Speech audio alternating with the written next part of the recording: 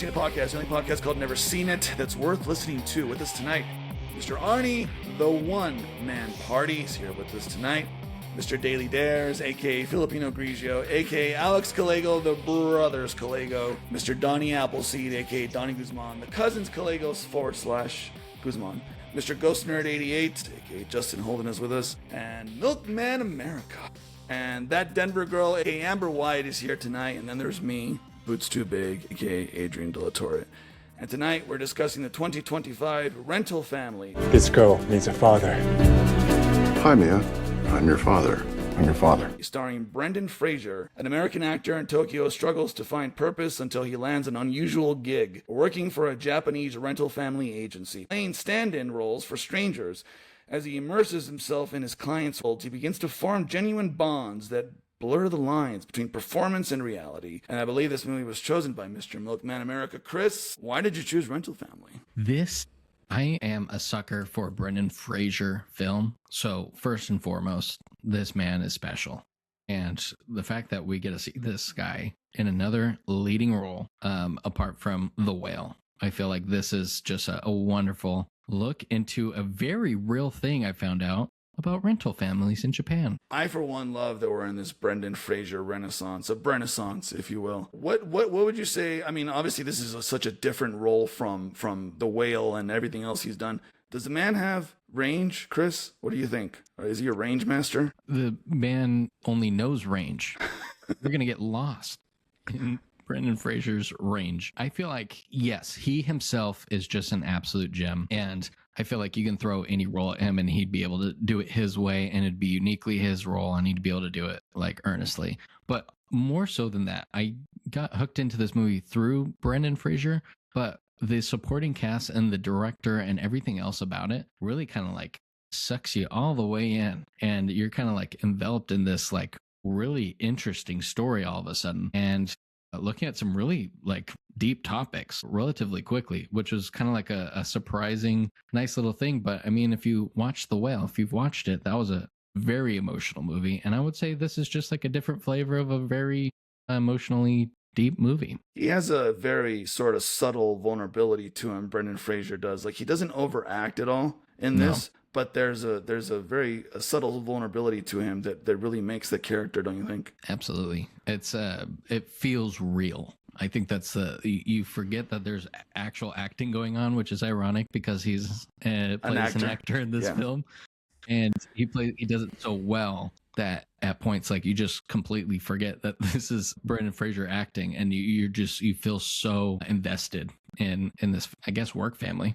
Yeah, definitely. Chris, you mentioned that you heard that this is a real thing in real life. What did you learn about that? I learned that there is something like 300 different agencies in Japan that 300 actually operate a rental family service of various forms, right? So it's very much alive and well, and this is not like a one-off thing. This is like part of the culture there. As far as how popular it is, I can't speak to that, but the fact that there's that many agencies and you can legitimately rent out family members is pretty interesting. Yeah. Donnie, you wanted to say something? Yeah, I mean, it's not a new thing for their culture, right? It's been around since the 80s. It's only second to another service that Japan offers, which is a cuddling service. I thought that was kind of interesting. Oh, nice. I've heard about the cuddling service. I feel like that's just a loophole for, but whatever. No, I think it's actually cuddling. You think they're just cuddling? Yeah. Just they're platonic cuddling. Yeah. Okay. Well. No, I've heard of the cuddling service. Yeah. Yeah, me too. Yeah, I've also heard of an escort service, but it doesn't change what I'm getting at. You know what I'm saying? Like, I'll confirm in a couple months. I'll let you know. You pay for the extra if you're gonna go do more. Oh, I see. It's But that's usually a separate service, though. That's the thing. Yeah. And The companionship is free. The companionship costs money. The sex is free. I mean, that's the whole thing. It's you got maid cafes because you go to maid cafes because like people get lonely and they want to talk to women. That's their job to talk to women. And when we go to Japan, Amber is going to be renting Spider-Man. Hold on. Question for the group, and I'll start with you, Alex. Why don't we have that here? We have that here? Because we have doctors who deal with mental health and stuff like that. In Japan, they talk about it in the film. It's stigmatized in Japan. They don't talk about their feelings, and they don't go see a doctor. you know, and so they sweep everything under the rug. I mean, that's like with a lot of Asian countries. Like that's just a generalized thing. Yeah, we've talked about this ad nauseum in like so many different discussions that when it comes to like Asian, you know, culture. You know, you talk about like Rosemead. Rosemead is a primary example of like even in America, Asians don't talk about their feelings, you know? So, like, why not have some sort of replacement? Like, imagine if Rosemead, you were able to hire a dad, you know, and be like, hey, this is how I'm feeling. You want to talk to your dad, you know? That's kind of, think about it, you know, that's kind of similar to the services that they would have probably offer in Japan. That's a good point. And he even says it in the beginning, right? Brendan Fraser, when he's talking to the guy, he's like, why don't they just go to therapy? And he's like, because that's stigmatized in Japan. To your point, that's very much spot on. Chris, I had a quick follow-up for you, though. Someone who's done improv, a little bit of acting in the past, could you see yourself doing this? Could you be rented out, Chris, in a position? Are you up for rental? Because I got my credit card ready. I mean, what service are we talking about? Because I could for sure be rented out. Could you be Name the price, make sure it's right. Could you be a platonic companion, a guy comes back from the Yeah. dead, a long lost father figure? What do you think? I think so. What I personally enjoyed about this exploration into Brendan Fraser's character, becoming aware of this and how he handles his first interaction of actually being active in the rental family service, and you see him hiding in the bathroom stall. I could very much see myself being like, yeah, I could totally be rented out. And then like it comes to like my wedding day and I'm like, I don't know, I'm lying to people. Like, oh, is this actually helping? And I would have to say I probably not. I think I could like do it, but I don't know if I could like willingly do it on repeat for a job. That was such a wholesome scene, though, wasn't it? When he does the marriage at the beginning, like you really get this sense of like, I don't know, Brendan Fraser has this charm to him that I can't quite put into words. Like he was like so happy for her, genuinely happy for her, and then he saw that I guess she was with another. She was lesbian with another woman, like that, and you know he was like, oh, and then he was like, oh, I'll leave you guys alone, and then I don't know, just that whole scene felt really felt really special. I think it was crazy because he's so like, I don't know if he's really like this or it's just the character, but the character for sure was so like respectful of people's boundaries, and then like the job was like challenging him to like not respect certain people's boundaries but while also kind of respecting others. That was interesting. Yeah, do we have any insight on how this works in real life? Because you have to draw some boundaries somewhere. Like, did anybody read up on that at all? No, yeah, that's fine. We'll have a research department look into it. Brendan Fraser is just like his eyes like just emote sadness, like they're already like almost shrink wrapped in like tears and they're ready to go. That's so true. I mean? Yeah, he didn't have that before. I don't know that he had that in George of the Jungle or Dudley Do-Right or he was in Mummy movies. Was he in I'm thinking of a different. I was gonna say Dead Poet Society, but he's not. There's Airheads. Encino Man. What was that movie he did with Elizabeth Hurley that I really liked? Bedazzled or something? Yeah. Yes, Bedazzled. You're right. Oh man, He nailed it. Of all the movies, see, I relate to Brendan Fraser as far as actors go. Brendan Fraser and Paul Giamatti, I relate to those guys the most. And when I saw Bedazzled, I was like, wow, like I relate to this silly, weird movie so much. Oh wait, was Bedazzled with Hugh Grant? No, that was with Brendan Fraser and Elizabeth Hurley. Okay. Yeah. Yes.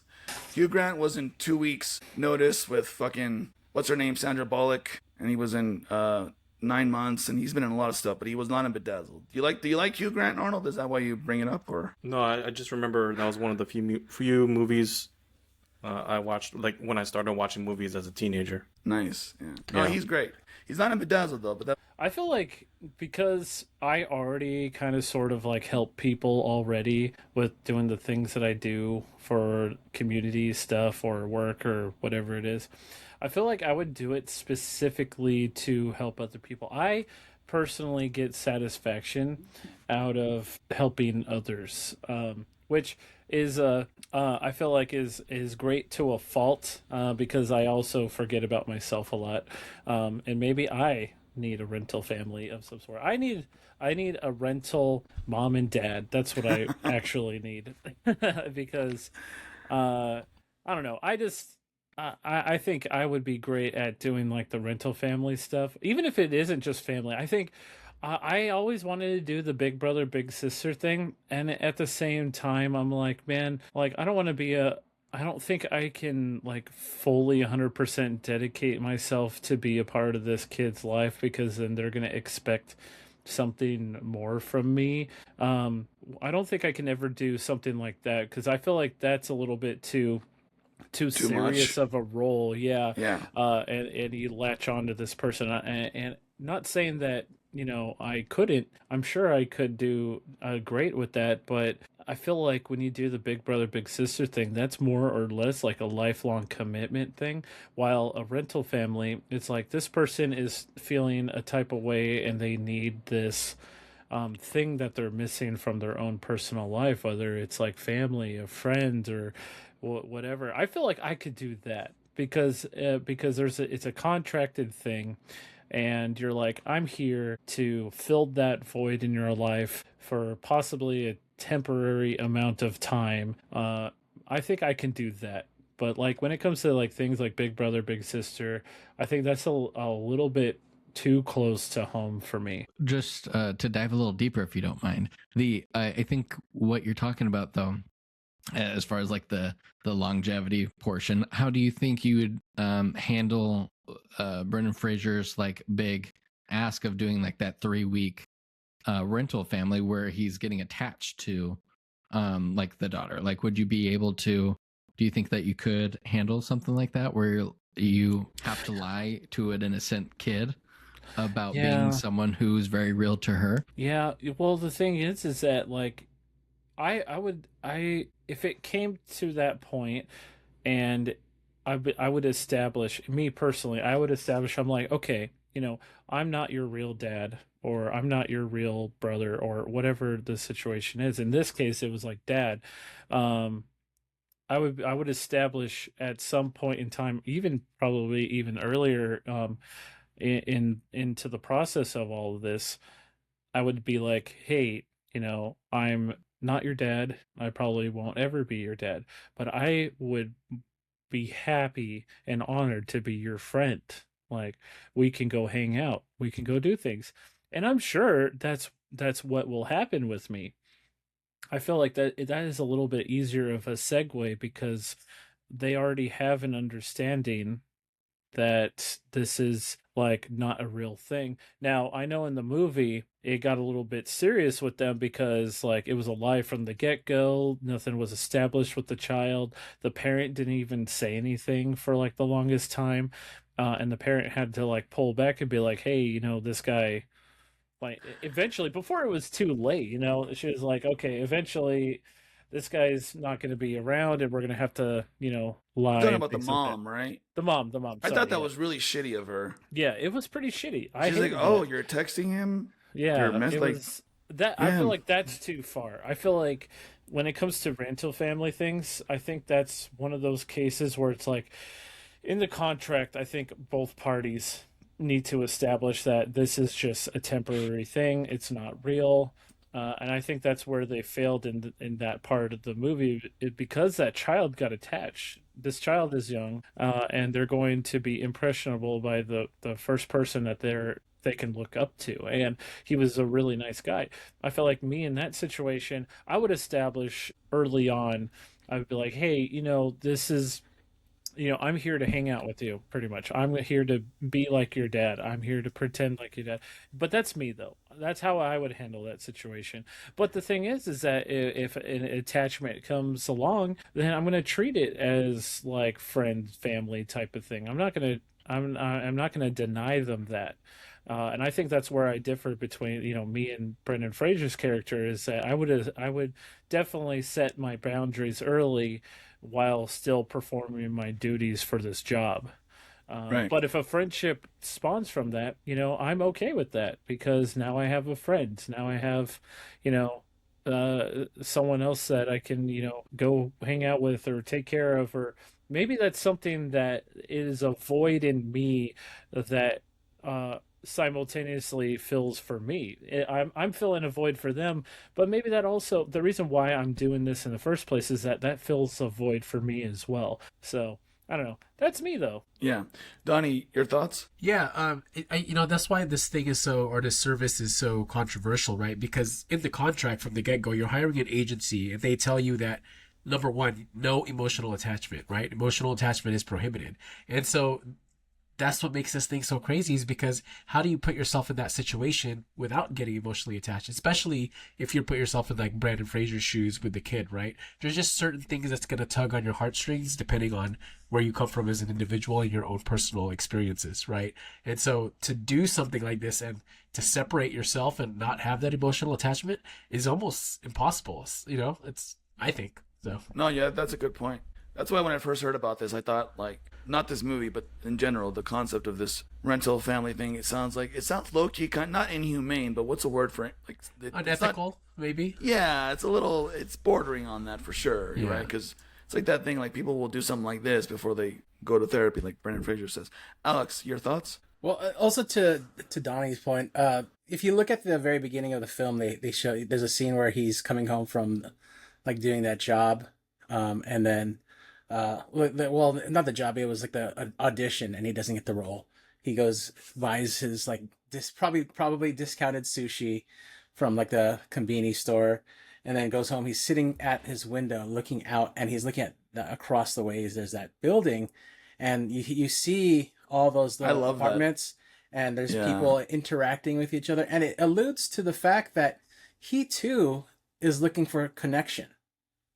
That's the whole thing too. And, he's seeking connection, and that's why he was so vulnerable and almost willing to attach himself to these situations with the people he interacted with at this job. He wanted to have, like, let's like, don't get it wrong. He definitely wanted the job. He needed the money, but at the same time, I think he knew deep down that he was going to get attached to a lot of these people. Even from the very first job, he felt ashamed of like doing that job. Like, he's like, what about these people? Like I'm going to hurt these people. I'm lying to them. But then he makes that justification because he feels empathetic, and he doesn't want this false connection, but then he understands that, like, he's helping people in a way, and then that's when he moves forward with like taking more jobs. But then it sets that dangerous precedence for himself to where he's like starts getting connected to these people, getting attached to these people in a much deeper way than he thought. I'm sure he never even expect. Yeah. Amber, your thoughts? I felt like he and Mia had such a good connection because he mentioned like briefly that he missed his mom, and like if he could rent one, he would rent a mom, and she like misses her dad. So it's like I think he kind of really got how she felt. Like Donnie was saying, like based on your life experience, it could fill a void for you too. Like I think it kind of he just, even though she was a kid and he was an adult, like she really got how he felt, and he really got how she felt. And by the way, we're in the era of child actors that are killing it. This movie, Left-Handed Girl. I mean, even the young actor in Rosemead. Man, we're just in like the golden era of like child actors that are killing it. Because when I was a kid, I feel like back in the '90s, early 2000s, it was hit or miss with child actors. But like now, like I don't know, there's like all these great child actors out there that are just fucking killing it. No, you're wrong. Am I wrong? Fuck you. Yeah, you're wrong. There was a bunch of great child actors in Name the 80s, one. 90s. I'm just kidding. Olsen twins. I'll name Okay, five yeah, right peak now acting, off the top of my Olsen head. twins. That's a goddamn lie. You fucking That's know cheating. it. You Take picked that two. back. Oh, the two Lindsay Lohans from The Parent Trap were also twins. But in all seriousness, Alex, I wanted to ask you: Did you see any parallels to both Lost in Translation and Her in this movie? Did you get that at all? Did anyone else get that at all? I kind of felt there was some inspiration there. Because it was in Japan, but I mean, I think more so Lost in Translation than Her. But although Her takes place in a futuristic society and also is filmed in Singapore and another Asian country that's like very futuristic as well. But like at the same time, there's the parallels to that is basically just the loneliness. Lost in Translation, Her, this movie. I mean, to a lesser degree, this movie, but it still conveyed the loneliness that this country, and how, like, the biggest problem is suicide. Yeah, that's a good point. Donnie, your thoughts? Yeah, just to piggyback off what Alex was saying, how the parallels are to depression, is the depression. But have you guys ever heard of a phenomenon called hikokomori? I think they mention it in the movie, don't they? I'm not sure. I don't think they mentioned it per se. Maybe. But what it is, it's a phenomenon that's popular in Japan, and basically, it means to retreat or hide inside yourself. It's like a modern day hermit. A lot of people in Japan suffer from loneliness, and the reason for that is because of all the way that their life is set up. Like, they have to be super successful. They get all this stress from their parents to do, what is that they want them to do. And it causes them to have like social withdrawal and just the pressures of work, delayed marriages, and even the urbanization of their city. It's causing all these issues. And then loneliness is huge in Japan. And there's been even shifts and changes in the way that businesses businesses are that are popping up in Japan now, where they even set it up for people to eat by themselves. Like, you can go to a restaurant, there'll be a cubicle where you can eat ramen by yourself. Like, that's crazy. Like, they're adapting to this solo lifestyle that's becoming a real problem in Japan, mainly for people who are the elderly, who are, their spouses have passed away, and also for young professionals who are so obsessed with making a statement at work, or making sure they live up to the standards that their parents set for them at a young age. I'm glad you bring that up, because there was that scene where the guy's simulating being fucking berated by his bosses and shit at work, because the work culture in Japan is they take that shit seriously. Like, you don't work 9 to 5. Serious. You work from whenever you start to whenever you end, and that could be 12 hours, that could be 14 hours. Yeah, they like, are it's expected crazy. to. Yeah. Like, we complain here about 40, 50 hours. No, like, it's nothing compared to what you see in Japan. And I thought that was so funny and poignant, that scene where the guy's being berated in the boardroom and all those fucking cardboard cutouts around the boardroom table. And I was like, yeah, that tracks based on what I've heard. Alex, your thoughts? Well, I was gonna bring up something else that's like kind of somewhat similar to what the concept that Donnie brought up. But there's in Korea, there's a concept called Han, and it's basically like this sort of internal shame. Like, it's like a generational thing, and it kind of leads to like a similar sort of situation with depression, retreating into yourselves and everything like that. They kind of like tuck away any sort of problems, and they just it just becomes a sort of thing. And I feel like it's one of those things when it comes to Asian societies in general. I don't want to say like the Philippines, because the Filipinos are oddly a very joyous, a joyous culture. We're not Absolutely. we're not right, as, Arnold. we're not what's as funny about the we don't really retreat within ourselves. We kind of like celebrate amongst each other. We celebrate each other's like, we're a very celebratory culture. Yet at the same time, there is some sort of like guilt and shame in Filipino. I think it's that Catholic guilt, right? Because Filipinos and Mexicans, we all carry that Catholic guilt in us, don't you think? It's the what is that? Yeah. You know what I mean? Colonizational. Exactly. Exactly. Arnold, you've been kind of quiet, my friend. What are your thoughts on Rental Family? Here's my initial thought. We've been using the hand raise thing, so you guys will be talking about something, and then I'll have a thought in my mind, and then I'm like, okay, I'm gonna raise my hand. Well, but then I'm listening. My hand was raised first. Oh, He's kidding, Arnold. and then see what happens. Then I lose my train of thought. That's basically what it is. That's okay. So then, That's then okay. I don't raise my hand at all. What are your raw thoughts after having just watched this movie? Just right off the bat, like, rapid fire. Well, it was also just the addressing the issue of mental health. We have a problem out here in our country. There's and obviously out there, and they're both handled dealt differently. Like, we don't really have a service like that really here, but man, that's quite different. Yeah. In Japan, and Let just me how ask they you handle this, it. Arnold. What was your favorite moment from this movie, either sad, funny, or otherwise? The, Because there was a lot of funny moments in this movie too. well, one, we were talking about the little girl Mia. It really hit home for me because, you know, I have a granddaughter named Mia, and That's just right. to think about how he started to get attached, and you see them start to get attached, and it was really beautiful how it started. I could just feel that it was going to happen. And then when you actually start to see it happen, and then you see the mom, like, oh, you know, basically just very transactional about it. Like, okay, tomorrow's the last day, but then it's like, oh, bro, man, dude, don't do that to her. Yeah. Like, just, you know, then he's faced with like, okay, this is my job, or do I do the right thing?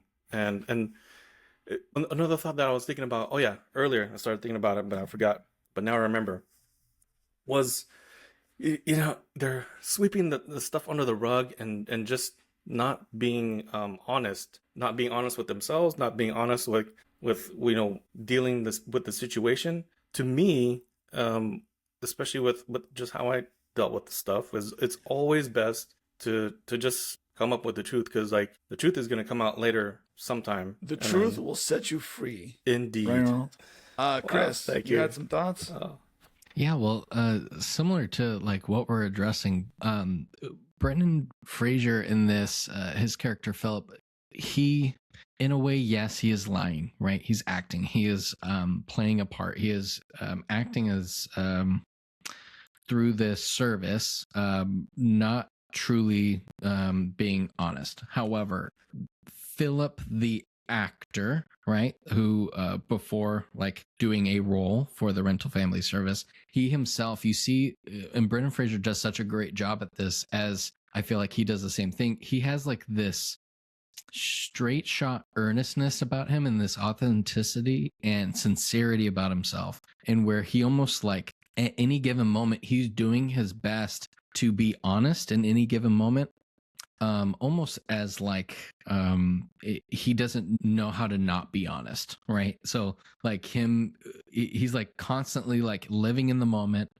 and you see him going through this process, like from the beginning of the movie to the end, of kind of staying true to himself all the way through. What we're really seeing is not necessarily him wrapping his mind around it, only he's he's being like completely changed through it, if that makes sense. Like where he's like adding to himself, because he's not faking it. He's not trying to act for anyone else. He just like shows up at any given moment, and he's very honest with himself first and foremost. And the reason I even bring that up is because like you see that struggle with the wedding scene. You see that struggle with Mia and the kid, and when they're in front of the board trying to make the case for why their daughter should be picked. And he can't control himself so much from not being honest that he speaks his mind and says, you know what, like he acts as the father for Mia. And you even see like a flash in the mother that hired Philip, like clock it. And it's almost like you see it come across her face like, wow, this guy truly cares so much that he can't control himself. And to tie it all back to what we were talking about, Arnie does the same thing. Like he shows up very earnestly and very honestly, like all the goofball stuff and everything else, and the way he shows up for everyone, including Mia and his own relationship. And I just think that's like the magic of this film. That's the magic of knowing Arnie. So cheers on the podcast. Thank you for that, Chris. Donnie, you had some thoughts? Yeah, I was just gonna add on to what Justin and Chris were saying, because I got to spend some time with Arnie and his family the last time I went to Palm Springs, and I mean I've spent time with him, but not with his wife and Mia. But I could tell like that it radiates from the way that she engages with you. And I have a son, so I could totally like I get it. I get the vibe. I can feel it. Like she's totally like sees you as a father figure for sure. Like Thanks, man. That's awesome. And it's funny, even though like she's getting like older now, and she's like, let me see your phone. But it's still, kind of games, still like kind of games on your phone. Oh yeah, that type all of thing. kinds of games. Yeah. She'll go on my Amazon and start my son, putting stuff in the cart. or liking My stuff. son has ordered movies. Well, I'm like, what the fuck, dude? You ordered a game? keep him off Quality. Roblox. Well, the Tell you thing that right it's now. not even just Arnold. Like I want like Donnie, you too, Alex, you as well with your niece and nephew and everything. Like you guys are there like 100%. Like every chance you guys get, you guys are there for your kids, whether it's your niece, nephew, or your son, Donnie. It's like it's a beautiful thing to see. Like there's people out there. Like I don't mean to get too emotional, but my dad wasn't there for me. You know, it fucking sucks, dude. Having to deal with a drug addict dad that's never there for you. That fucking chooses drugs over everything else. You know, like your kids are second to none. You know, and it fucking sucks. You know, and it makes me so happy to see that you guys are there for those that need it the most. You know, whether they have the parents there or not. You know, it's like, you know, it just makes me happy to see, and I think that's why I personally try my best to help other people out is because I never got that from either parent that I've grown up with, you know, and it really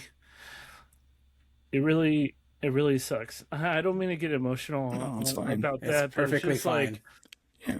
it's a beautiful thing, like I said, and I think this movie really brings that out as well. You know, shows that there's people out there, you know, that are wanting to help, that want to be there for other people, fake or not. You don't Right. have to be a parent to be there for somebody.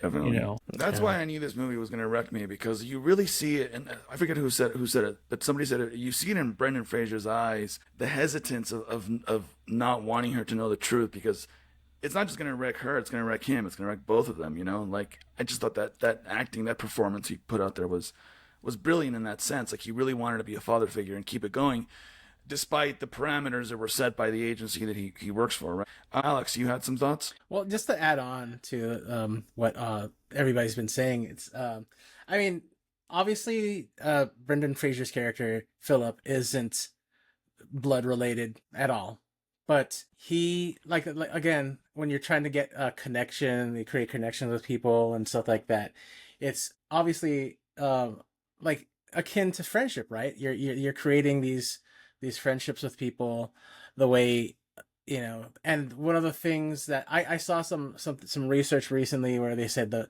top 3 things people look for in like good friendships, like to look that are the good, like sort of indicators of a good friendship, are honesty, ethical, and pleasant. These are the things that you look for And a good sense of humor. Well, that's not the metric that they, but these are the, but definitely. My metric. You could be an asshole and have a good That's sense why of I'm humor. friends with you fuckers. But yeah, it's just one of those things, and you see that in Philip, right? He's being absolutely honest, as hard as it is for him to be. There's parameters he can't cross because of his job, so he can't tell Mia that he's not he's not her father. He can't tell Kikuan, was Kiku The old actor, old the gentleman? actor? Yeah, he, Kiku. He can't tell him that he's not a reporter, but he can be a good friend. He Yeah. can be a good friend to him, and you know, be honest with him as far as he could be, and you know, Yeah. and I was worried. and ethical Yeah. too. So you look at that, he was like, he left, and you know, when the actor told him to, but he came back still because he knew in his heart that he needed to be that, like, he's doing right by him, right, to take him to his old, you know, home or wherever he was going to take him to. So I'm glad you bring that up, because I wanted to talk about the old character of Kiku, because I was worried that subplot was going to be like the weakest part of the movie, but no, it ended up being just as beautiful as the main plot with Mia. And I wanted to ask you guys, just as important. exactly, and in a different dynamic, right? Because whereas Mia is a child, Kiku is an older man, so it's like, is Brendan Fraser sort of like the surrogate grandson in a way? It doesn't matter, but my point is, like, I really love that whole scene with him at the end where, what does he say? He says, like, after they're praying at an altar, and then Brendan Fraser makes that remark, like, oh, Japan has more gods than convenience stores or vending machines. And then Kiku's, what does he say to him? He's like, have you heard of the 5 million gods theory or whatever? And he goes through 8 million gods. 8 million gods. I thought that whole speech was really beautiful and moving. And like, I did not know where that whole subplot was going, but I'm glad that ending, when he goes to the shrine.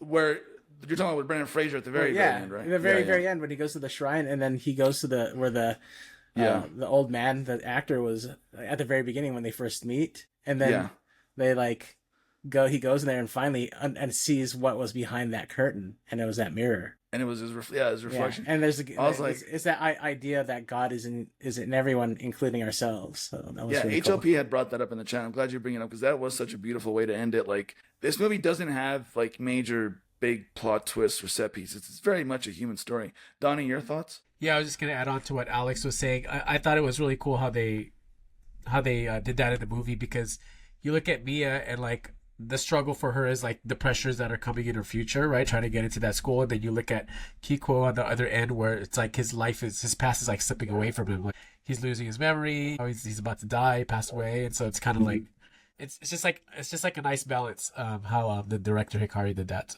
I just wanted to mention that. Alex? I just wanted to track back and say, like, Justin, thank you for sharing that with us. I know that's like, it's, vulnerability is like very difficult for some people, and you sharing what you had shared was it means a lot to me, and I think it's you sharing that is very it shows that you trust us as well. So, well, to kind of give you guys perspective, it's like just a brief perspective of my life growing up. Again, my dad was addicted to drugs. He didn't really give a shit about anything else. There were moments in time where I was like, wow, finally, like, I have a dad that will support me and things and stuff like that. But all the way up to his death, it's always been like a selfish thing for like me and my brother. And like when my mom got with my stepdad and then married him as well, like, he's not the greatest person ever. He's never been supportive of the things that I've done. He treated me like I was just this extra kid in his house. He never really taught me anything. He was into race cars. He had a West Coast Pro truck. Like, think of like typical redneck white man. Like, that's who my mom chose. And she chose him over me and my brother. That's for sure. And it's like, I never really got that support from my mom either. It really fucking sucks. And it's on top of that, just to keep it brief, I had this other guy that I was supposed to look up to who didn't give a shit that I existed. He didn't care about the art and things that I wanted to do. He didn't care about any of the things that I was interested in. He threatened to kill me on numerous occasions. He kicked me out on numerous occasions. I was homeless for months on a couple of occasions because he kicked me out. I've never had that support that other people have. Like, that's why I'm happy that there's people like you guys out there, Alex, Arnold, Donnie, Adrian, Chris. I don't know if you have kids, Amber. I'm not gonna ask because I don't know either.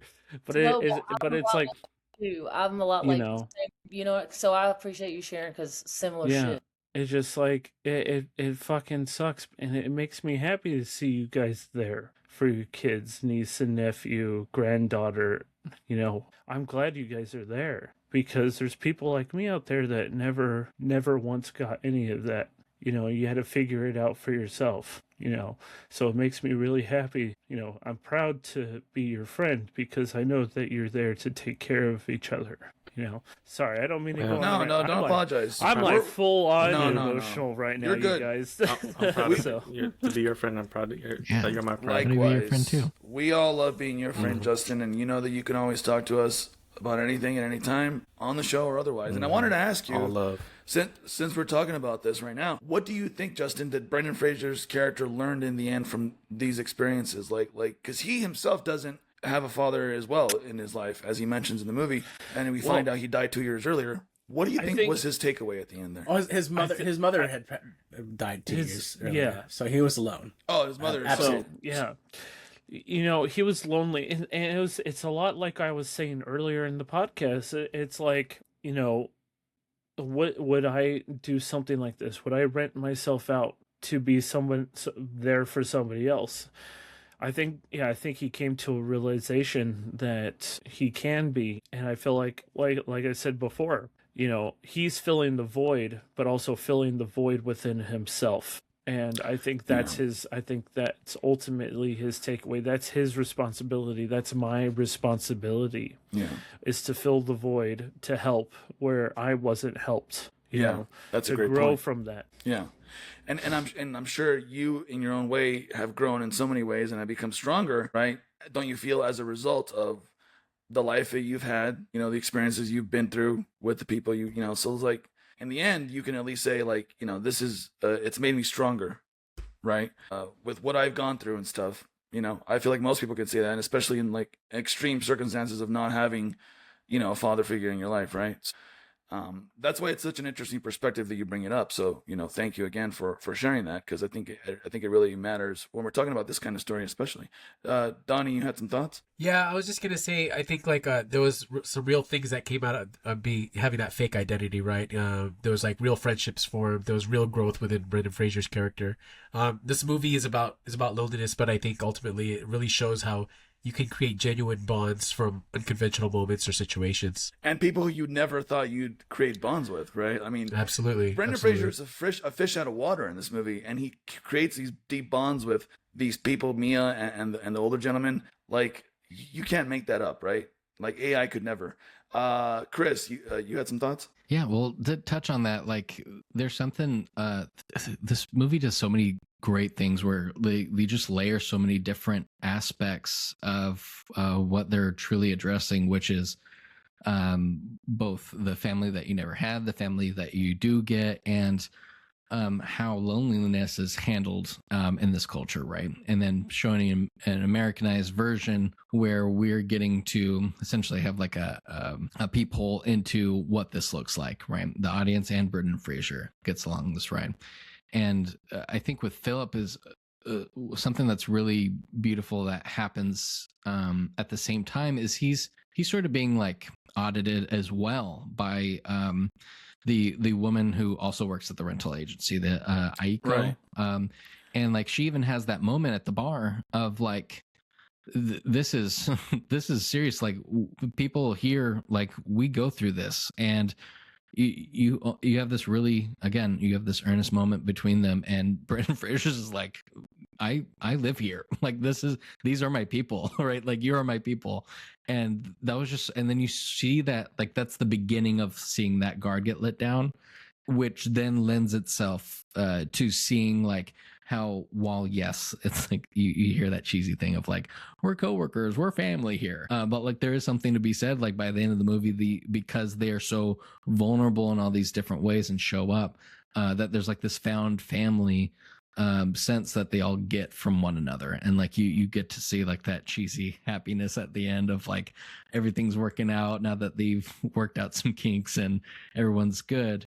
I do think that there's something to be said about those genuine relationships being had, and to like what you're saying, Justin, what we're doing here at the podcast, like we have a found family sense of like where we feel comfortable enough to talk about that. And we appreciate you even having that opportunity to share that with us. Like that allows us to have a conversation that, again, we're trying to address like a stigmatized culture of like not being able to talk about this openly and feeling like, oh, I have to apologize. Like, no, like you're amongst people who care about you, man. I think that's the message we really want to spread, and that's what this movie tackles. I love that. Alex? Yeah, just to also touch on that point is, so it's a two-way street as well when it comes to vulnerability and like opening up and everything, where like Justin feeling comfortable enough to talk to us and tell us these things, but also him also allowing us to be there for him. That's a very important thing too, because like people like your friends want to show up for you, right? They want to be able to be there for you. But if you don't open up to them and allow them to be there for you, you're not allowing them to fulfill their part of their purpose is to, as a friend, and it's honestly like an actual half friendship. It's not really full friendship if you're not allowing people to show up for you. And so I think that's an important aspect to look at too. So if you think about the Brendan Fraser's job, yeah, he's being there for them, but now like if you like in reverse, you look at especially the older actor, he's actually allowing Philip to be there for him, to allowing him to, Philip makes the choice. It's like, no, this is the jailbreak, and then we're gonna go and do this mission. And so like Brendan Fraser is taking on that thing. He's like, yeah, like I'm here for you. Like, and it's fulfilling something, a part of him that he didn't know he really had for that actor until like he had like those epiphanies and like right before, he decided to go back and let's go, make this journey. So that's kind of like they're there for each other in a sense to create this full bond. Not just this half friendship. Amber? I'm a huge Hitchcock fan, and so like when he was looking in the windows, I was getting like a Rear Window vibe. You guys? Yeah, I wanted to bring that up. Wait, and which part? Like every time he looked in the windows at all the different people's lives. Oh, the one that one was definitely a callback. It was almost like Mrs. It was a Lonely callback. Heart. Yeah. And am I crazy, or did you see the same similar looking old man through one of the windows? Yes. That's what I'm saying. And I felt like the blocking of the couple with the baby was like when Miss Lonely Hearts is like pretending someone's there and she's like letting him in for dinner. It's like, oh, that was crazy. And there were twists in this movie as well. We find out that the guy that runs the agency himself is getting high on his own supply. Arnold, I want to go to you next, my friend. What did you think about that twist? Yeah, wow, like, oh, wait a minute. Let's try it again. Arnold, what did you think about that twist? No, I'm just kidding. Yeah, give me a little bit more drama this time, Arnold. Give me more. No, but yeah, that was I'll crazy. I'll be Arnold right now. Holy shit. Hold on. No, just crikey. Oh, it was like crikey. Oh, I love the Aussie accent, Arnold. No, but seriously, what did you think about that? I didn't expect that because like the first time that you see his family, it's like, oh wow, okay, well there's his normal life now. But then the second time, that when he's like, hold on, let's try this again, because she grabbed his shoulder too hard or something. What? Yeah. Yeah, I was confused by that. I was like, oh dude, man, people be living fake lives too much. Yeah. Like, and then that's the no subplot life. with the other girl at the agency who's used as a surrogate for the guy's mistress. That was great. Small as that was. Oh.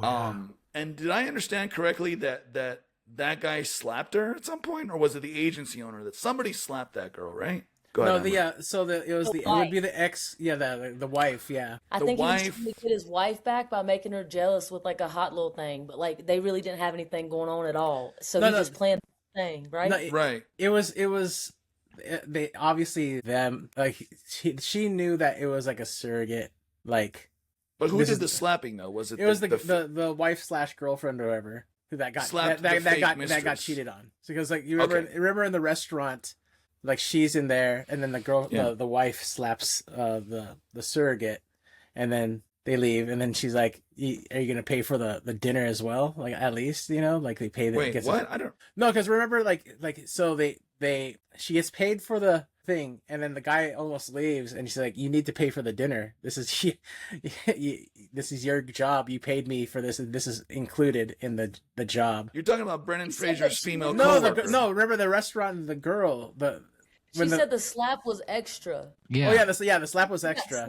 She said that's extra. Yeah. She made him pay for the slap, and then he paid for the slap, and then he was about to leave, and he's like, she said, no. You also need to pay me Yeah. what I'm owed for this interaction. Who's she? Who are you referring The to? I don't surrogate. understand. The surrogate. that Aiko. was- Aiko. Aiko. Her name is The girl yeah. that was Brendan Ike. Fraser's coworker at the Yes. agency. Yes. Yeah. I thought she just mentioned it. I don't know that we actually saw that moment. We saw it? No, you Like, see they it. showed You it? see It was They a said really the- quick the- scene. The very It must first have been. interaction. Wow. I took it as her saying the slap is. I think that the agency was paid for her time, and then she said the slap is extra in the check, like the food too, bro. Like Yeah. her Okay. restaurant. Yeah. It was the food and I just the don't slap. remember that moment. Yeah. Did you eat a heavy meal for watching this? If I'm getting slapped, I'm eating everything.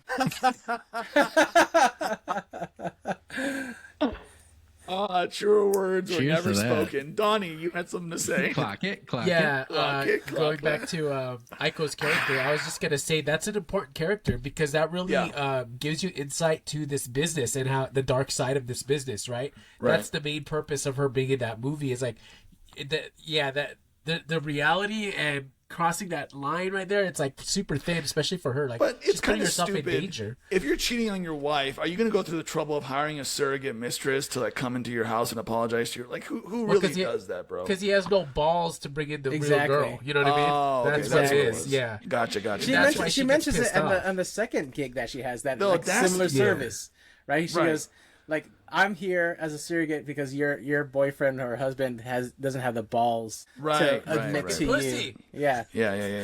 Yeah, she breaks That's character. pretty disrespectful to your wife either way. Obviously, cheating is bad, but to then hire a surrogate to say, by the way, this is the chick I cheated on you with. Say, sorry to her. Well, That's like a double. It's a double. It's a double. Yeah. Here's an interesting thing, though. I saw this as in a video on Instagram, like they like a kind of a man on the street, but it was in Japan, and they're done by a Japanese person. They were like, it's like, what are your views on cheating? And this is kind of an interesting thing that, like, when it comes to that particular scene, and I don't know how true or how generalized this is, but like cheating in Japan is not really that frowned upon as long as they. That's interesting. Yeah, because it's sort of that sort of salaryman lifestyle, especially because they're so busy that they don't have time to have, intercourse with their partner, right? And so like as long as the partner is aware, like it's not really considered, like, and especially if it's a very transactional thing where it's not like emotional, if they go and they pay for it, then it's not. But then I guess that, like, this situation, it is a very emotional thing. So I don't know. I don't know Japanese how. culture confuses me because they're okay with that, but they're going to blur out everything. Yeah, never mind. I won't get into all that. But I did want to talk about what did I want to talk about? I don't even remember. Now I'm losing my train of thought, Arnold. So I'm there with you. We're all losing our train of thought. Well, I wanted to bring up like something that HLP said. He's like, well, basically agreeing with this is more reason these kinds of services are needed here in America. For people who are fortunate to help lift you back up. Again, like when we were talking about like how if Justin would like want to do like be like a Philip, if like I guess you were asking that question earlier, if he'd be interested in doing that, something like that. Well, what I wanted to talk about was the reason why I think this movie is so relevant today, especially, is because there are surrogates, except they're artificial intelligence surrogates, and this has become a thing now that people are using AI chatbots to stand in for people in their lives. What do you guys think about that? The fact that there's this obsession right now with using an AI chatbot as a romantic partner, as a boyfriend. I honestly think that's Arnold's laughing. I honestly think that's a very dangerous thing because here's the thing. What's worse? What's worse, human or AI surrogate? Well, here's the thing. AI is what they're just gathering information and like finding the most average answer to things, right? So in a nutshell. And so, like, that is not a good way to deal with things, especially, like having a surrogate. You're not getting the kind of surrogate like how you're having in Her, the movie Her, right? Right. If you had that, maybe that would make better sense. But even that was toxic, right? Like even that was not good in the long run. It was toxic. She breaks his heart in the end. It's toxic for that person because the humans are like they don't process things as fast as those computers were processing in the movie Her, right? Like they were able to like learn at an alarming rate, and so they understood that love is fluid and love is not like they understood that Joaquin Phoenix's character is eventually going to die, and they're gonna be left That's a good behind. point. And Yeah. like I they're like that. leaving these AI whatever behind, but they found partnership with other like AI characters or whatever in the movie Her. But here with these surrogates, these human surrogates, they're actual processing at the normal rate that we're processing things, right? I think Alex kind of covered it already about having like no emotional connection, that it's not considered cheating. But I was going to say that in Japan, they have like these bars where you literally pay for the opposite sex to come hang out with you all night, get drunk with you, sing karaoke, and it ends there. It's not like there's no sex involved. They also have prostitution, but it's completely separate. But it's kind of crazy. Or is it separate? Just saying. Just putting it out I there. feel like I have to say, like, from a stripper's perspective, I feel like this is about to be my segment because I always chime in with this, but like, Hit us with it. that's two different Amber types. Alert. Wee. Go ahead. That's a new segment, by the way, That's called two Amber different Alert. We talked types of about this. people, dude. Like, a person that would be rented to cuddle is not even the same type of person that would be rented for sex. Like, it's just Why not? too different. Why not? What's the I feel difference, like though? a prostitute don't cuddle, and a cuddler don't fuck. Like, I just feel like it's like, I feel like I'm on the cuddle side, and it's like, obviously was faced with situations like that where it's just like, could never. Like, it's like, no, like, you know what I mean? A cuddler's probably more looking for something authentic or something, and Couldn't you pay a prostitute to cuddle with you? Huh? Yeah, Couldn't you pay a prostitute to cuddle with you? They would do it. but that's I not their guess if you paid them, expertise. but that's like probably not, because I think Probably they don't not. want a connection. I think that it's something about the So there's, connection. that's there's awkward. there's no sex and there's no cuddling in the champagne room, is what you're telling me, right? I don't know what other bitches are doing. They could be. They could be. I don't know. Could be. Well, like I said, we'll have our interns look into it. Donnie, you had something to say? Yeah, I have a friend that's an escort, or she used to be an escort, and she was telling me about one time where she was pissed off because her customer was trying to kiss her, and she's all, "I'm a fucking escort. I don't do that." And That's so it's right. there's a difference. Like, Right. that's Why no kissing? Like, What's the difference? because it's more personal. It's more That's personal. Like intimate. she's gonna fuck Putting him, your but body she's not parts in gonna another fuck him. person's body She parts doesn't isn't want personal? she doesn't want his tongue. Yeah, I know it's sounds really weird, but think about that. Again, right? it's like Because- censoring body parts in Japanese Yeah. porn, but No, you're it's allowed to have a backwards. mistress. A backwards mentality almost. It's like, whereas like certain girls aren't gonna give the pussy without like a kiss and like some food and like some time spent and like, but then it's almost like a prostitute woman is thinking like they're gonna give the pussy, it's nothing, but like we're not gonna give a kiss, we're not gonna hold your hand, we're not gonna cuddle. It's like backwards almost. It's like, yeah. what It's the kinda fuck? crazy. Like I those get what you're things saying. come first. That's intimate. That's too intimate. When you- That's when like Think of it personal. like in terms of Honora, the movie Honora. She like, when she was like in the room with those dudes, like she would get like, do the lap dance, but she never got intimate with any of them. The only time she got intimate with anyone was when The Russian kid. the Russian kid. But he paid for that. Did they He's ever like, kiss in that movie? I don't remember if they kissed when they were banging. I can't recall, but I don't think they that's did. neither here nor there because That's like, neither if here you nor think there. about it, it's like he paid for a service to be Yeah. his girlfriend to come I'm around, learning right? a lot tonight. So- yeah. I'm learning a lot tonight. Chris, Yeah, well, I mean, the movie addresses it, right? So we have the sex worker, right, who is like friends with Brendan Fraser, right? He hires her, right? no, I thought that was his girlfriend. Is that his girlfriend? I don't that think was his so. girlfriend. Because Because she that's the said whole we're point of kind of like the you have same. 10 She's more like, minutes. That whole bit That wasn't his girlfriend. Oh Correct. my god, I am missing everything tonight. Okay, I Yeah, thought that so, was his like, fucking girlfriend. That's what we're like sort of like touching on with this. She's Touching? like, I take care of the physical, you take care of the emotional, and like That's yes, why it's she very said cut that and dry. recontextualizes the whole thing for me. Yeah, that's Wow. that's like the I huge.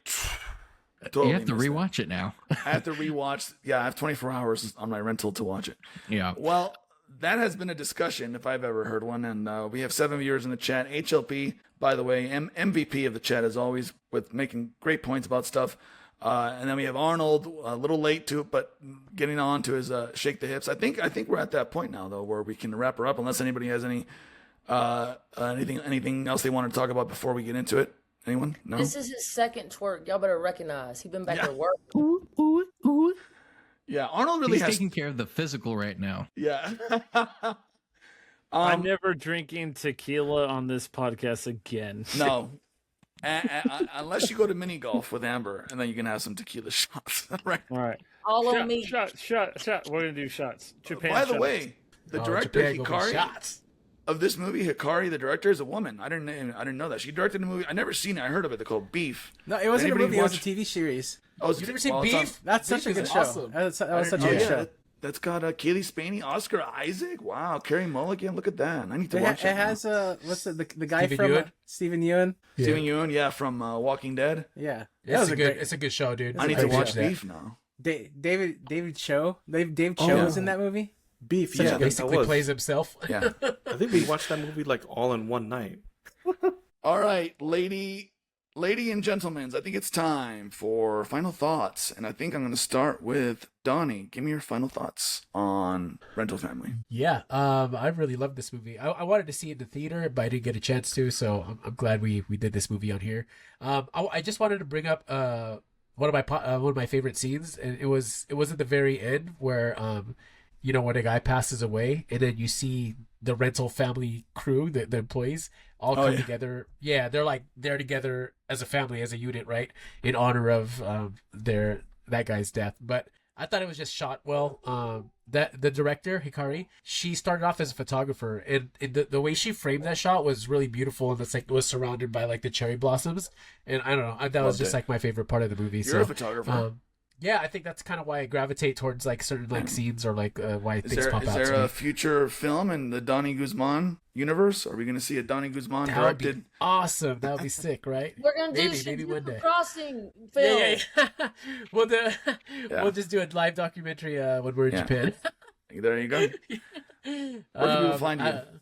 Yeah, people can find me at _Donnie Appleseed on Instagram mainly. If you want to check out some of my photography, it's 12.5 photography on Instagram as well. I give this film a 4 out of 5. Oh yeah, Chris, Mr. Milkman America. What are your final thoughts on Rental Family, my friend? Yeah, I think we can talk another 4 hours about this movie, but I just think that it was everything from well cast to honestly the direction of this movie. To your point, Donnie, like everything from how it was shot and like the certain shots where you got a full feeling of where Brendan Fraser was at in his journey at any given point, and like the beautiful aspects of like taking us into the cityscape and taking us into like those natural beautiful natural areas, and getting those shots of like capturing like true honest emotion was just really well done. And that's only enhanced with the organic soundscapes that they had like recorded, and they were able to like capture like this really raw like innocence, keeping it bubbly, but then also like having like this gravitas to like every single moment. Like it was just seamless. Like it blended so well and enhanced every scene. But as far as like the overall messaging, like we've hit it over the head a million times, but the fact that loneliness is not restricted to any one person or any one area, and that we should be talking about mental health, that we should be sharing our stories. And I just feel like we're really blessed in this podcast group to be able to have conversations like that. So thank you again, Justin. But this movie just knocks it out of the park. Like I would give it, I'm going to be honest, I think it's a 5 out of 5 for me. It's not a over the top shop movie. It's just like hits you right in the feels. And there's almost nothing bad about this movie I can say. So I'm going to give it a 5 out of 5. And Milkman America. And you can find me anywhere on social. Awesome. Love it, Milkman. Amber, what are your final thoughts? Where can people find you? I really thought the child, I don't know what her name is, but I thought Mia's performance was exceptional, and she was so cute. And yeah, like just basically what the other guys said, like we need to be talking more about stuff like this. Did they cast a multiracial actress for Mia, by the way? I don't know if that was on purpose. so, She looked yeah. whitish. Yeah. She looked whitish. Asian. Yeah. Yeah, She's only 9. That's crazy. That's great. That's great casting right there. Yeah, so I give it a 4 out of 5. That Denver girl on all socials. Justin, what are your final thoughts, and where can people find you? I do appreciate the Brendan Fraser renaissance. I think the last film that made me truly feel that was casted with Brendan Fraser was The Whale, and he won a lot of awards for that. And I'm surprised he didn't win anything for this one. Like, I feel like he could have easily agree. could have. A lot of snubs this year. Yeah, I feel like there's a lot of snubs, but also Including Jesse I think Sinners is well deserved of everything. Oh, that's right. Everything. Michael B. Jordan, best everything actor. that Sinners won, they deserved it wholeheartedly. But I think right now that I'm thinking about it, Brendan Fraser has a little bit of everything that has been offered to me. He has his serious roles, he has his silly roles, and beyond. I think Brendan Fraser has proven that he is a multifaceted actor, very deserving of the roles that he gets, and I'm glad. It seems to me that he's able to, or his agent at least, is able to really nitpick the roles that he participates in, and Rental Family is definitely one to consider as well. I can relate. I feel like as I grow up with Brendan Fraser in my life, I grow up with his roles as well. I think his roles relate to a lot of different points in my lifetime, whether it's like the silly, like, Airheads movie or The Mummy to like Crash. In my opinion, I'm just going to throw this out there. In my opinion, I feel like his character in Crash was slightly overshadowed by, what's her name's character? She played his wife in the movie, Sandra Bullock's character. I feel like he kind of was a little bit more deserving. I felt like his character wasn't able to establish itself a little bit in the movie Crash.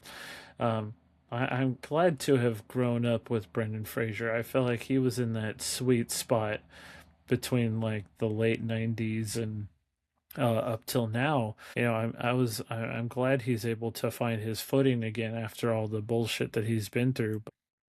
Rental Family, very relevant movie, deserving of a little bit more than what it got. I think it should have. I didn't watch the Oscars, so correct me if I'm wrong. Did Rental Family get anything? Any I don't think mention? it was even nominated for anything. Wasn't even nominated. No, I think Rental Family definitely snubbed from the Oscars. I think it should have been considered in something, anything really. Yeah. I think everybody did an extraordinary job. But I can relate to these films, maybe not directly, but I can relate to it on a personal level in my own way. I think it's a very wonderfully directed movie that had me, question things in my own life about scenarios that I could potentially come across in the future, or relate to something that has happened in my past. And I think any movie that can make me feel in that type of way is a little bit more deserving than what it has already, very wonderfully directed movie, very sweet, kind-hearted movie, with a lot of, lessons that can also be learned at the same time. Beautiful cinematography, sound design, like Chris said. I highly recommend it. Potentially even more than one watch, as far as rewatchability. It's a very rewatchable, likable film. So in that sense, I definitely give it a 4.5 out of 5. I do prefer The Whale. If I were to compare, I prefer The Whale over this film, absolutely. But they're both deserving in their own way. So you can find me GhostNerd88 on socials, or you can find me Shibs the Zombie on socials as well, and just follow the links and you'll find me somewhere. Thank you for that, Justin, and thank you again for opening up about that stuff. We do appreciate that. So great discussion. Alex, final thoughts, and where can people find you? I really love this film. It's done, the direction, it's funny. I kind of was thinking about this, and this is a very American narrative in a sense that like the way that the story was told, it had like more similarities to American films than it did to like any sort of Japanese film. Not to say there was anything wrong with it, it just felt very more American. I would say that even like there's another film that I really loved in recent years called Perfect Days, by a director named Wim Wenders, who is also not Japanese, obviously, with a name like that. But he's European, and it's interesting to see like people tell stories that take place in Japan told through their perspective. Like Wim Wenders, like that film was such a good movie, and there are kind of somewhat parallels in the sense that they both kind of deal in loneliness and like how they what do you call it, they deal with it. Where Wim Wenders, the Perfect Days, his character, he chooses to have a small life outside, like away from people, and because of things that happened in his own life, he's like, I don't want to be a part of that. Whereas in this film, people are looking for connection, and I think that's like an interesting paradox when you consider those things, and how, and you have to consider the fact that not everything is the same way that we see one film. That's just one perspective, and then you see another film that takes place in the same country and it's a different perspective, but it's all happening in the same country. And so it's not everybody is dealing with like this sort of thing the same way. They some people choose actually to be alone, and yeah, like how Donnie had mentioned, it's there are those people who escape within themselves, but there's those people like they escape within themselves by choice, and it doesn't lead to like any sort of like sadness. He's like, hence the name Perfect Days. But then you get like a film like Rental Family, there are people who need people, and like at the end of the day, they both kind of deal with that idea, needing people. In Perfect Days, he ends up like reconnecting with his niece, whereas like in and so that kind of connection with people is there, but he you see the reasons why he leaves. But anyways, that's like a different movie. That's like a different discussion. I like the little details that they use.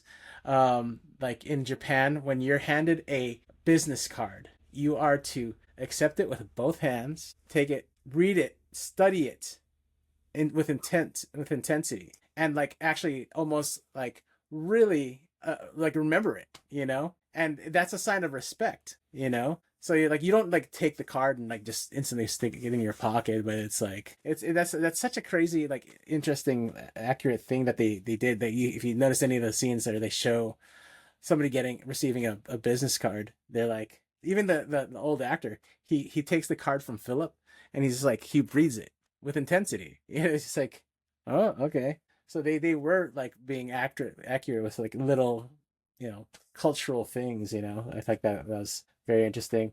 But yeah, like I agree with Justin. The Brendan Fraser is just like a tour de force as far as acting goes. He's done it all. He's done the franchise action stuff. He's done the comedy. He's done the dramas. He could do it all. And the fact that he doesn't get the respect that he deserves. Well, he has. He got the Oscar for The Whale. So he did get his flowers. So I think that's important that he got his flowers. But I still do feel like he still should be given more roles than he does these today. He should be in like more films. But then again, it could be his choice too. Like some people like want to, just do things that make him like make them feel good and make sense, to them. And that might be what Brendan Fraser does. He doesn't want to do the action franchises anymore. He doesn't want to do the comedies anymore. He probably just wants to do these kinds of roles. So personal project, sorry. Exactly. Personal project. But yeah, anyways, I give this film a 4 out of 5, and you can find me at Daily Dares. Thank you, Alex. Arnold, final thoughts, my friend. And where can people find you? And then you know what comes after that. This guy. Oh, I really love this movie. And once again, I just gotta say, I want to give a shout out to Jammin 99.5 Chase Martinez for hooking me up, and also, I think you actually work there, by the way. well, I think you're secretly night. You're working as a DJ at night, aren't you? Can we get an ad or something like on the like? Can we get Chase? Like, can you do something for us? Yeah, I think Arnold is getting paid, but he's not letting us know. He's like actually just tucking the money away. He's pocketing it, and it should be going to the podcast. You jerk. I think it's payola, right, Arnold? Payola, peyote. You offer them something from your work, they give you free tickets. You offer them the nurse's station, they give you free tickets. No, I'm kidding. No, like I said earlier, it's always best to tell the truth, because the truth will always come out. Well, Are you like Tony Montana? But to finish up about the shout out to Jammin 99.5. I was really just lucky. I was caller number 9, and I just when you have 2 phones to try and call, and you got to be talented enough to try and to call and do it. You're the only 2 calls coming through. Yeah. Just there was one time where I was caller number 9, and then I hung up on it because I got mixed up. I was like, ah. But anyways, shout out for the hookup on the movie. I did see it a while back, so a lot of it was recall for me. But really, really great movie. And going back to about being honest, like I mentioned in our group chat, like, oh, watch the movie. I wanted to say more, but then I was like, oh no, save it for the podcast. And then Chris, he had texted me because this was his choice, him and Kayla's choice. And I was like, oh, so you watched the movie? Like, good job. I think you were trying to get something out of me, but and I had mentioned there that that I did not cry. To be honest, I cried twice. And, okay. I knew it. Which parts made you cry? One of the parts with Mia, and then the part with the Kikua. Yeah, same. Kikuloni. Yeah. I mean, I was so happy when he took him to that when they went on that mission, and then to see him like digging, and at first I thought he's like losing his memory, like is he just doing something crazy? But then realize like, oh no, he's digging something up, and then it's like get all choked up, and then that was it made me think about a conversation that I had with a good friend before. He's also here on the podcast, Chris, about like our memory, and like, gosh, just how tragic it is, like because he's talking about like, while I still have my memory, and while I'm still able to recall and remember things, and just how tragic and sad it is, like when someone does. So sort of another thing that this movie brings up. I just love it all, how it can really bring up good conversations, needed conversations like this that people tend to sweep under the rug and not talk about. It's not healthy, and you look at you wonder why. I mean, it's not the main reason, but there's loneliness, and all these things, I feel really contribute to people committing suicide, or just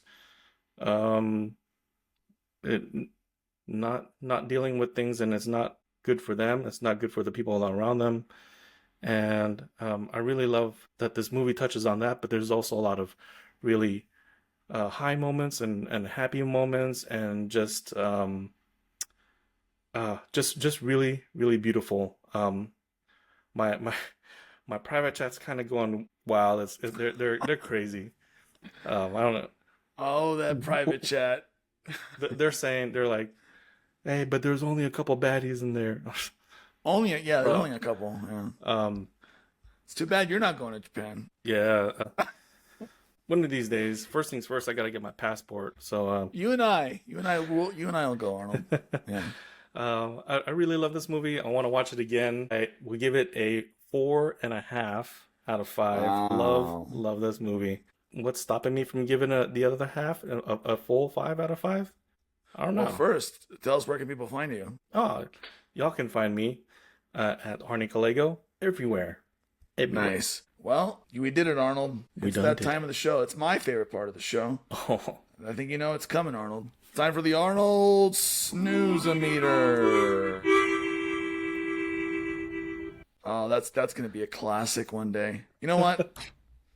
I like it. I like it. Every single time. It's just so good. run it back. Every time. It's so good. AI could never. Arnold, what is your Snooze-O-Meter ranking, my friend? I have to.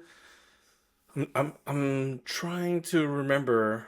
Well, last week I watched it rewatched it last week, and it was a busy week. I mean, the past couple of weeks have been really busy for me. I was just been tired. I feel like I'm barely recovering from the last 2 weeks. And that night that we watched it, I think I had a salad, but I was fighting it. I was fighting the sleep, and You're fighting the salad? yeah, and it was so delicious and so well tossed too, and like Who tossed who? Who tossed who? oh, Did the salad toss you, or did you toss the salad? No, I always toss the salad. Do you have tomatoes? I'm chef. Oh no, but there was a lot of cheese in it. I tossed it with cheese. Ugh. Right. Was it blue? What kind of cheese? It was feta. Parmesan. Right, Arnold? Parmesan. Gotcha. Feta is so much better. Yeah. Butter, better, good. My wife doesn't like feta because she thinks it smells like vomit. Ooh, now this might change you guys' mind now about feta cheese. No, I like feta cheese. Blue cheese smells like feet. Yeah. I love. So, food. Arnold. I mean blue cheese. What do we think? I'd say a half C. Oh. Every time. I give it a half Z. But I feel like when I rewatch it, I'm gonna cry even more, and fall in love with the movie even more. So And nap even more. I'll have recovered even more. So yeah, you might, if you check my letter, I haven't rated it yet on Letterboxd, but if you check it, maybe by the time that this episode comes out, it might be a 5 out of 5 on there. So that's all. I'm also Arnie Callego on there. But that's me. Last but not least, best for last. BOOTZ too big. Well, thank you for that, Arnold. On your mind. So, this is what I wrote for Letterboxd. This is a quietly affecting film that hits hard precisely because of how relatable its core theme of loneliness is. No matter where you live, that sense of disconnection feels universal, and the film leans into that with surprising tenderness. Brendan Fraser plays a struggling American actor adrift in Japan, taking whatever work he can get, which makes his fish-out-of-water existence feel even more isolating and real. He's not chasing passion, he is surviving. That's what makes his roles within the story, acting as a surrogate father to a young girl and a stand-in a journalist for an aging Japanese actor, so thematically resonant, because he is constantly performing connection while craving something genuine. The film doesn't shy away from heartbreak, especially in moments like having to tell Mia he's leaving, only for her to discover the truth about who he really is, or the quiet devastation of the older actor's death, but it still manages to land on a hopeful note about the fleeting yet meaningful bonds we form. Fraser brings a soft, deeply vulnerable presence to the role, grounding the film in sincerity and making every emotional beat feel earned rather than manipulative. And that's my review. I give this 4 stars on Letterboxd. You can find me on Letterboxd at BootsTooBig. You can find the show, the Never Seen Podcast, everywhere else. We are on TikTok, Instagram, Threads, Blue Sky, Facebook, X. Visit our website, neverseenitpodcast.com. Email us, podcast.neverseenit@gmail.com. We'd love to hear from you. Subscribe to us on Spotify, Apple, YouTube, or wherever you get your podcasts from. Apple now has video podcasts, so you'll be able to see our beautiful faces on there now. If you like the show, leave us a review, share it, subscribe. Big thanks to Mr. Kyle Mapson of Burn Cycle for our intro and outro music. You can follow Kyle on Instagram at selfies_food_and_pets. Thanks to Mr. HLP for the Arnold Snooze-O-Meter music. Thanks for listening. Any final thoughts from the gentleman and lady? No final thoughts? Wow, okay. Tough crowd. Make sure to follow us. And please do. And If you need to rent anything, rent my heart. Yeah. Yes.